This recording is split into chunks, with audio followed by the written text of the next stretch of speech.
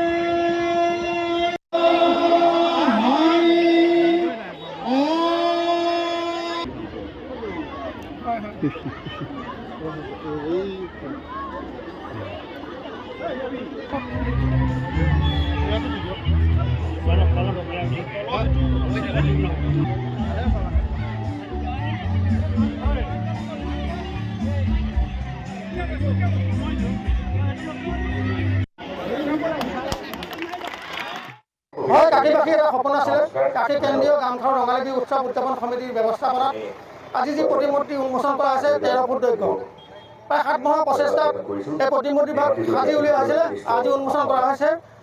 বিশিষ্ট সমাজকৰ্মী তথা কাকী জিলা পৰিষদৰ সভানেত্ৰী জয়ন্তী ভাগৱতীয়ে এটা কথা ক'ব লাগিব যে এই খেলপথাৰখনত জুবিন দাৰ স্মৃতি জড়িত হৈ আছে। দুবাৰকৈ তেওঁ গীত পৰিৱেশন কৰি সমগ্ৰ হোজাইবাসী সমগ্ৰ কাকীবাসী মোহাচন্ন কৰি গৈছিলে। গতিকে তেওঁ জীৱিত কালত আহি পেলাই এইখন খেলপথাৰত যিহেতু আমাক মোহাচন্ন কৰিছিলে, গতিকে আমি তেওঁৰ প্ৰতিমূৰ্তিটো স্থাপন কৰি আমি কিছু অন্তৰত আঘাত পালেও কিন্তু গৌৰৱ অনুভৱ কৰিছোঁ যে জুবিন গাৰ্গদেৱৰ এটা ১৩ ফুট দৈৰ্ঘ্যৰ প্ৰতিমূৰ্তি নিৰ্মাণ কৰি আজি ৰাইজৰ বাবে মুকলি কৰি দিবলৈ সক্ষম হৈছোঁ।